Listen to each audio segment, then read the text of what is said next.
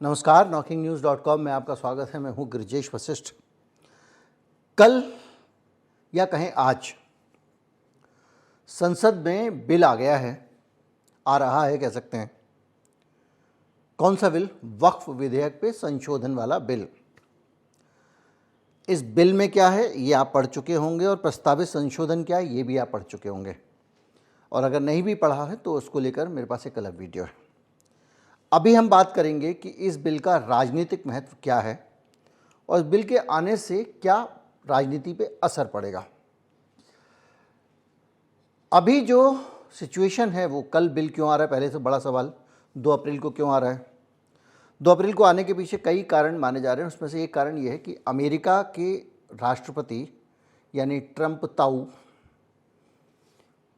भारत के ऊपर जो एक बदले की भावना से टैरिफ लगाने की बात है, रेसिप्रोकल टैरिफ, उसका ऐलान करने वाले हैं। यानी हमारे रेसिप्रोकल टैरिफ से सरकार को अगर कुछ लाभ होना होता, अगर भारत को उसमें कुछ राहत मिलनी होती और मोदी जी के पास में पीटने के लिए एक ढोल होता, देखो कि हमने इतने दिन की जो मेहनत की है, मशक्क़त की है, हमारा नेगोशिएशन हुआ अमेरिका के साथ, उसका फ़ायदा ये हुआ है कि हम टैरिफ से बच गए या हमारा टैरिफ कम हो गया। अगर कुछ ऐसा बताने के लिए होता तो सरकार उस 2 तारीख को, जिस दिन गुड न्यूज़ आने वाली थी, जिस गुड न्यूज़ को बेच सकते थे, उस दिन ये वक्फ बोर्ड संशोधन विधेयक नहीं लेके आते, वो कोई और दिन चुनते। इसका एक मतलब ये लगता है कि कोई ना कोई बुरी खबर अमेरिका से भारत के लिए आ सकती है। अब ये मेरा अनुमान है, इसके आधार पर कोई शेयर बेचने या खरीदने का काम ना करें, क्योंकि लोग अक्सर हर खबर को शेयर से जोड़ लेते हैं, उससे नुकसान भी हो सकता है। लेकिन ये एक पहलू है, लेकिन इसका एक दूसरा पहलू भी है। दूसरा पहलू ये है कि इस बिल को कौन और क्यों समर्थन कर रहा है। कुछ दिन पहले संजय सिंह का एक बयान आया था आम आदमी पार्टी के, और उन्होंने कहा कि जो कमेटी इसके लिए बनाई गई थी, उस कमेटी का सदस्य होने के नाते मैं दावे के साथ कह सकता हूं कि अगर ये बिल आया तो भारतीय जनता पार्टी की सरकार गिर जाएगी। उनका कहना यह था कि जेडीयू और चिराग पासवान और आपके जो जयंत चौधरी और चंद्रबाबू नायडू, ये चारों ही लोग इस बिल का समर्थन नहीं कर सकते, क्योंकि जो मुस्लिम वोट हैं उनसे उनको हाथ धोना पड़ सकता है, मुसलमान उनसे दूर हो जाएंगे। लेकिन अब खबर यह है कि इन चारों ने सरकार को समर्थन इस बिल पे देने का ऐलान कर दिया है। यानी सरकार ये बिल लाएगी। अब लोगों ने, इन चारों की सफाई है कि हमने कुछ सजेशन दिए थे, कुछ सुझाव दिए थे और कुछ बदलाव सुझाए थे। उन बदलावों के बाद में सरकार ये बिल ला रही है, तो हम इसका समर्थन कर रहे हैं। अब तो व्हिप भी जारी कर दिया, जेडीयू ने भी व्हिप जारी कर दिया है कि अब कोई भी सांसद ना तो अनुपस्थित रहेगा और ना घर पे रहेगा, उसको हर हालत में वोट देना है तो बीजेपी के बिल के समर्थन में देना है। ये हमने लिख के दे दिया। एक मुख्य सचेतक होता है पार्टी का, उसको चीफ व्हिप कहते हैं, वो लिख के बता देता है अपने सदस्यों को कि आपको क्या करना है किस विधेयक पे, और व्हिप का जो पालन नहीं करते उसे अनुशासनहीनता मानी जाती है और वो सदन की सदस्यता तक उसकी जा सकती है। तो ये सिचुएशन है। अब इस सिचुएशन से किसको लाभ होगा, किसको नुकसान होगा, ये हमको समझना पड़ेगा। सबसे ज़्यादा कोई अगर खुश है इन फैसले से, इन नेताओं के, तो वो 2 पार्टियां हैं।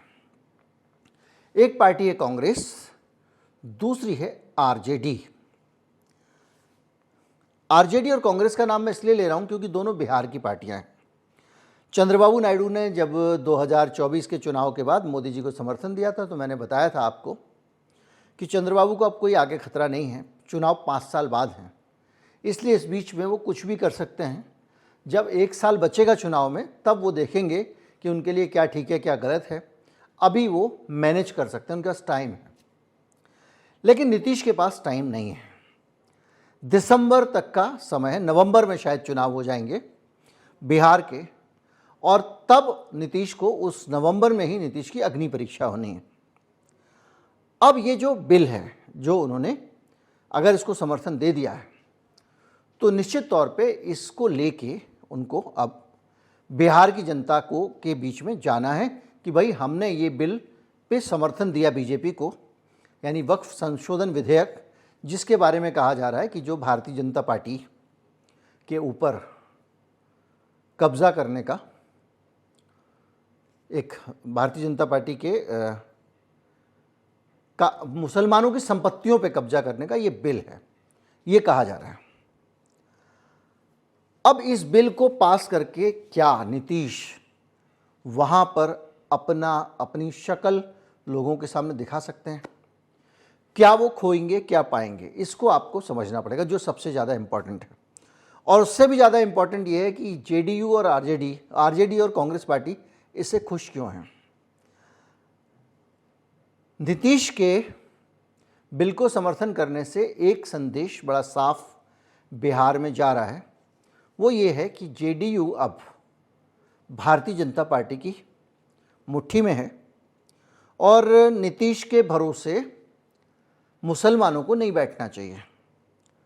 करीब 90% वोट जो समर्थक हैं नीतीश के, मुसलमान, जो माना जाता है कि करीब 5% वोट है, वो 5% वोट अगर जेडीयू के पास 1% भी टिक जाए, वो तमाम सारी कोशिश कर लें, ये सौगात बौगात जो अभी जैसे मोदी जी ने भेजी है, या कोई और भी तरीका निकाल लें। आरएसएस ने भी कुछ सेकुलर बातें करनी शुरू कर दी हैं कि औरंगजेब की कब्र नहीं हटाना चाहिए, कोई भी जाए वहाँ दर्शन करे, हमें क्या दे, बहुत सारी बातें शुरू कर दी हैं। उसके बावजूद करीब नीतीश बाबू के पास में 1% वोट बैंक बचेगा, 3% वोट बैंक जो सीधे सीधे कांग्रेस और जेडीयू के खाते में जा रहा है। कांग्रेस को नेशनल लेवल पे भी एक प्रतिष्ठा मिलेगी कि खुल के, या ये जो ओवैसी साहब और कांग्रेस, कि भाई ये खुल के इस बिल के विरोध में थे। कांग्रेस ने इस पे जो प्लैंक लिया है, वो लिया है संविधान वाला। उनका कहना यह है कि संविधान के खिलाफ है संशोधन। भारत का जो संविधान है उसमें धार्मिक स्वतंत्रता का अधिकार है, मौलिक अधिकारों में, ये उस धार्मिक स्वतंत्रता के अधिकार को बाधित करता है। यानी संविधान के नाम पर जो एक मेजॉरिटी में लोगों को वो लेके चलना चाहते हैं, जिसमें पिछड़ी जातियां हैं, दलित हैं, जो लोग आरक्षण का लाभ ले रहे हैं, और अल्पसंख्यक, उस पे कांग्रेस के एकदम सेट बैठता है। दूसरी तरफ आरजेडी को ये लॉटरी लगने वाली है कि बहुत सारे लोग जो मुस्लिम्स हैं और जो लोग धर्मनिरपेक्ष लोग हैं, जो इस देश में हिंदू मुसलमान की राजनीति नहीं चाहते हैं, वो छिटक कर उनके पास आ जाएंगे, आरजेडी और कांग्रेस गठबंधन के पास। यानी कि आने वाले चुनाव में, देखिए मैं इसका बहुत सारा मैंने जो विश्लेषण बनाया था, उसमें कितने % वोट शिफ्ट होगा, कितनी सीटें बदल जाएंगी, ये सब कुछ था। लेकिन ऐसा अनुमान लगाना एक ज्योतिष जैसी चीज़ हो सकती है, इसलिए मुझे अपने पास ही रखना चाहता हूँ, मैं आपसे साझा नहीं करूँगा। लेकिन जो सिचुएशन है वो आपको ये साफ साफ कहती है कि इन दोनों चीज़ों का वो होगा। लेकिन एक तथ्य और तर्क और भी आता है।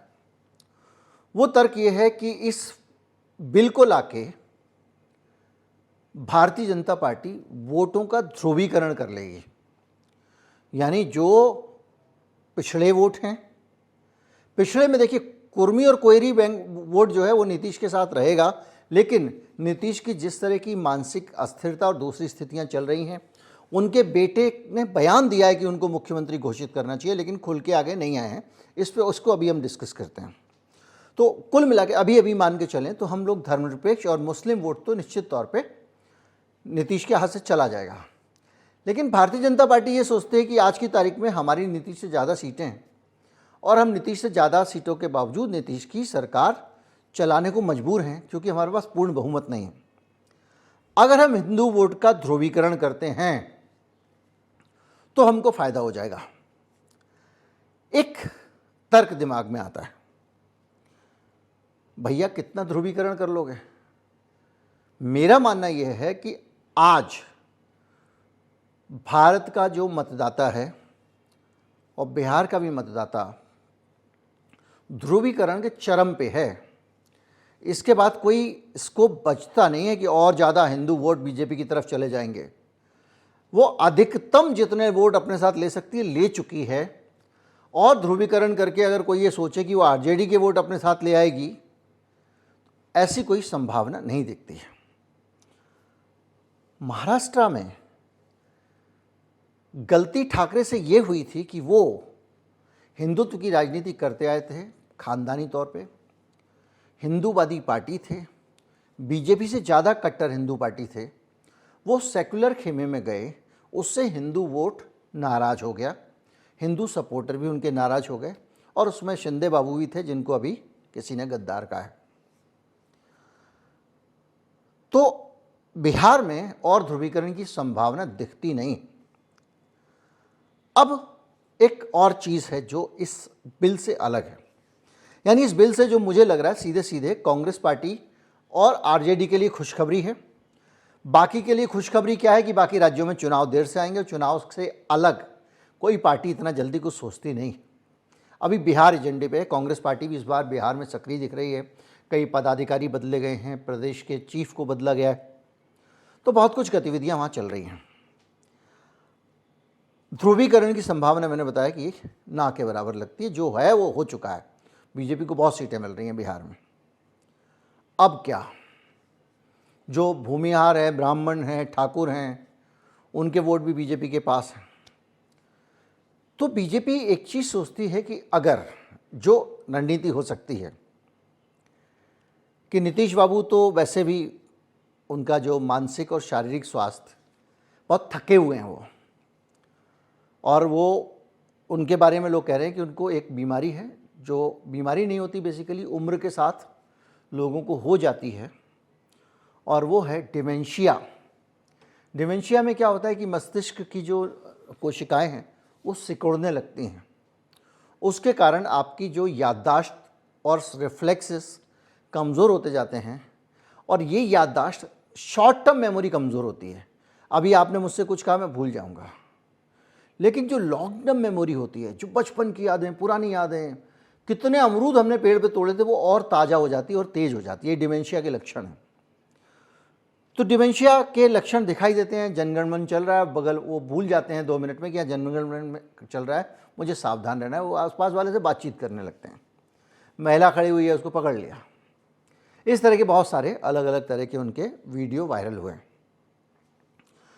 तो नीतीश को अगर प्रोजेक्ट करते हैं मुख्यमंत्री के तौर पे भारतीय जनता पार्टी, तो उसका अपना वोटर जो है वो खिसक जाएगा, वो कहेगा यार भैया अब तो कुछ सोच लो मोदी जी। दूसरा, वो वोटर जो सिर्फ मोदी के नाम पे वोट देता है और जो ये मानता है कि भाई मोदी की सरकार डबल इंजन की होनी चाहिए, एक केंद्र में एक यहाँ पे, बीजेपी का वो वोटर भी थोड़ा सा दूरी रखेगा नीतीश को। अगर मुख्यमंत्री बनाते, कहते हैं बावले को बना दिया भाई, मतलब मेरा आशय वो नहीं है, लेकिन इसको बना दिया, इससे अच्छा तो मैं उनके साथ ही अच्छा था, या ठीक है भाई हम वोट देने नहीं जाएंगे, नोटा दे देंगे, हम नाराज हैं मोदी जी से। एक तो ये होगा। दूसरा, नीतीश भी आसानी से अपनी गद्दी छोड़ने को तैयार नहीं होंगे। उनका बेटा ऐलान कर चुका है और अभी से कह रहा है कि भाई आप मेरे पिताजी को मुख्यमंत्री घोषित करो, महाराष्ट्र बिहार का मुख्यमंत्री का उम्मीदवार होंगे। तो एक दबाव है, घोषित करना पड़ेगा, पहली चीज़। दूसरा, माना जाता है कि बहुत तरह तरह से वो बीजेपी के लोग वहाँ प्लांटेड हैं और उनके नियंत्रण में हैं, और वो जो चाहते हैं वो नीतीश से करवा लेते हैं। इस वक्त नीतीश की दशा ये है। अब उसके पीछे बहुत सारे अनुमान है। कुछ लोगों का कहना ये है ईडी है, कुछ लोग कहते हैं सीबीआई है, कुछ लोग कहते हैं कुछ है, और कुछ लोग कहते हैं कुछ नहीं है। उनका सामान्य सी बात है, उनका मानसिक स्वास्थ्य, शारीरिक स्वास्थ्य थोड़ा सा गड़बड़ है, और बहुत सारे ऐसे लोगों ने उनको आसपास से घेरा रखा है कि वो स्वतंत्र निर्णय नहीं ले पाते हैं। लेकिन किसी भी स्थिति में अगर वो ये घोषित कर देते हैं कि भारतीय जनता पार्टी ही बना ले, उन्हीं का मुख्यमंत्री होगा, तो जो जेडीयू के डेडिकेटेड वोटर है, जो कुर्मी कोयरी है, वो पिछड़ा वर्ग, अति पिछड़ा जिसको कहते हैं, इसके साथ साथ मुस्लिम वोटर तो जानी जाना है इस बिल के कारण, और सेकुलर वोट, जो एक नीतीश का टोटल वोट बैंक है, जो टोटल वोट है उसमें से एक बड़ा हिस्सा खिसक जाएगा। बड़ा हिस्सा इसलिए कह रहा हूँ क्योंकि बहुत सारे लोग बच भी जाएंगे, वो लोग बच जाएंगे जिनके अपने पर्सनल वोट हैं। जो आदमी विधायक है, जिसका अपना रसूख है, अपने इलाके में लोग जानते हैं, उसके वोट तो उसके साथ ही रहेंगे, सारे वोट तो नीतीश के साथ नहीं है। तो एक बड़ा चंक जो है वो आरजेडी और कांग्रेस के पास चला जाएगा। तो ये जो सिचुएशन है, इसमें आरजेडी और कांग्रेस विन विन सिचुएशन में हैं। अगर आप संविधान की लड़ाई लड़ते हो तो उस राज्य में जा रहे हो जहाँ पे जाति जनगणना हुई है, और सबसे ज़्यादा जाति जनगणना को लेकर अगर कोई संवेदनशील राज्य तो वही है। और वहाँ पर अगर आप जिसकी जितनी संख्या भारी उसकी उतनी भागीदारी वाला नारा लेके जाओगे तो आपको फ़ायदा होगा। लेकिन वहाँ पर भारतीय जनता पार्टी इस नारे को लेकर उस तरह से हार्डशेल नहीं कर सकते।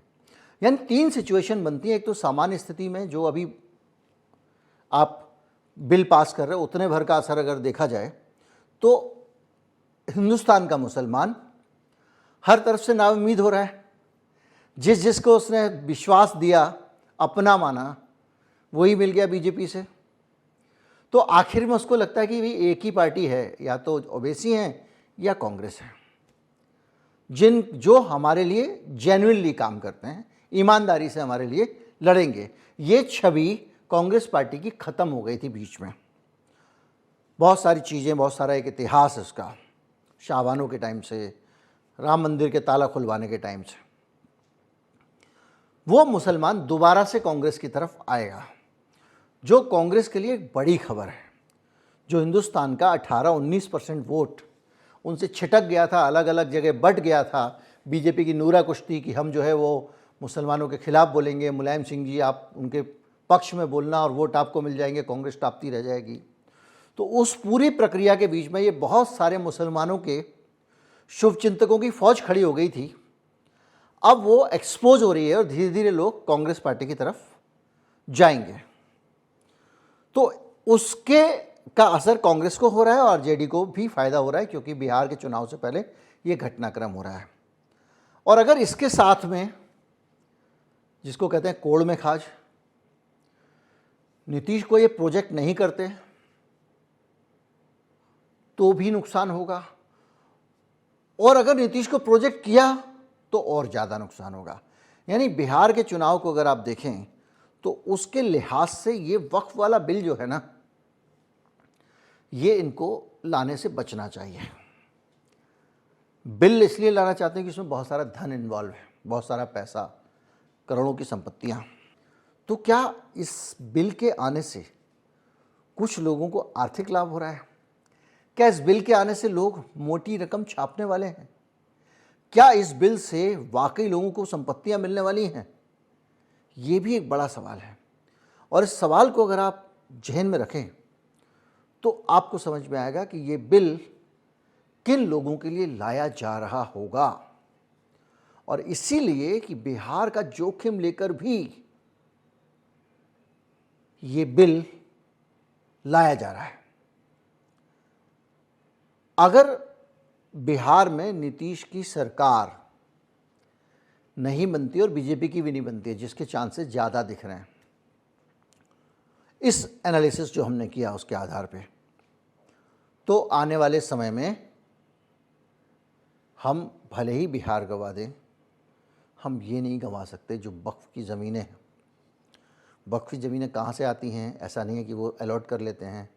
वक्फ स्टेट का सब्जेक्ट है, सेंट्रल का सब्जेक्ट नहीं है। भूमि राज्य का विषय है। वो ज़मीनें बनाने के लिए राज्य सरकार ही कमेटी बनाती है। वक्फ बोर्ड की वक्फ कमेटी कोई और नहीं बनाता है। राज्य सरकार के प्रतिनिधि होते हैं, उसमें जन प्रतिनिधि होते हैं। अगर किसी धर्म के प्रतिनिधि का यहाँ तक सवाल है तो सिर्फ एक आदमी धार्मिक मामलों का जानकार, इस्लाम का जानकार उस कमेटी में होता है। कुछ वकील होते हैं, कुछ सरकार के प्रतिनिधि होते हैं। इस तरह से कमेटी का फॉर्मेशन होता है। वो ऐसा नहीं है कि कोई मस्जिद में कमेटी बन गई है, ये भी जान लीजिए आप। तो वो जो कमेटी है, उस कमेटी में आज कुछ चीज़ें आड़े आ रही हैं कि वो कमेटी भले ही सरकार बनाती है, फिर भी वो ज़मीनों को मनचाहे तरीके से नहीं डिस्बर्स कर सकती। क्योंकि अगर किसी मुस्लिम ने अपनी ज़मीन वक्फ की है, वक्फ किया ना मतलब दान कर देना, एक तरह से देखा जाए ऊपर वाले को दान कर देना, भगवान को। तो जो संपत्ति मैंने आपको दान की है, मान लीजिए कि कोई बुजुर्गवार हैं, दुनिया से जा रहे हैं, उन्होंने कहा मैं अपने ये ज़मीन दे जा रहा हूँ, इसको अनाथालय के नाम कर, इसको अनाथ बच्चों के काम कर देने, यतीम खाने को दे रहा हूँ मैं। तो उस ज़मीन पे यतीम खाने के अलावा कुछ बन नहीं सकता, और वो ज़मीन अगर दी है तो वो रिकॉर्ड पे होनी चाहिए। ये वक्फ़ की जो ज़मीनें हैं, ये वो ज़मीनें हैं जो इनको दी गई हैं, अभी दी गई हैं या पहले दी गई हैं, तब दी गई हैं। इन ज़मीनों को कोई हड़प ना ले, सरकार के साथ साजिश करके ना हड़प ले, इसलिए व्यवस्था ये बनाई गई है कि अगर इन्होंने कहीं क्लेम किया है तो उस क्लेम को सीरियसली पहले देखा जाएगा कि क्या वाकई इनका है, और सामने वाले को साबित करना पड़ेगा, उसके लिए ट्रिब्यूनल बने हुए हैं कि ये जो ज़मीन है ये इनकी वक्फ की नहीं है, ये तो मेरी है और ऐसे ऐसे मेरी है। जैसे अंबानी का जो अंतीला बना हुआ है, वो कोई साहब जो है वो यतीम खाने के लिए दे के गए थे। उसके बाद में जो एक सिस्टम है वक्फ का, 2/3 लोगों के बहुमत से ही वक्फ अगर कोई ज़मीन किसी को दे बेचना चाहे तो बेच सकता है वक्फ की संपत्ति। उस वक्फ बोर्ड के अंदर जो मेंबर होते हैं, मैंने बताया वो फॉर्मेशन होती है सरकारी, वो मैनेज होगा उसमें भी, लेकिन जो जितना बहुमत रिक्वायर्ड था उस बहुमत के बगैर ही ये ज़मीन अंबानी जी को मिल गई है अंतीला, इसलिए उसके ऊपर खतरे के बादल हैं। इसलिए भी कुछ लोग कहते हैं कि वक्फ का अगर कानून बदल जाएगा तो आने वाले समय में जो वक्फ की कमेटियाँ बनेंगी वो हो सकता है इस मुकदमे को थोड़ा कमज़ोरी से लड़ें और अंबानी जी की बिल्डिंग बच जाए, अंतीला बच जाए। इसमें बहुत सारी चीज़ें, बहरहाल जो भी है, लेकिन एक चीज़ साफ दिखाई दे रही है कि इस पूरी की पूरी चीज़ के अंदर सबसे ज़्यादा अगर किसी को खुश होना है तो कांग्रेस पार्टी है, दूसरे नंबर पे आरजेडी है, और बाकी सरकार अपनी तरफ से अलग अलग तरह की कोशिशें कर रही है, और टाइमिंग मैंने आपको बताई दी है। नमस्कार, जय हिंद।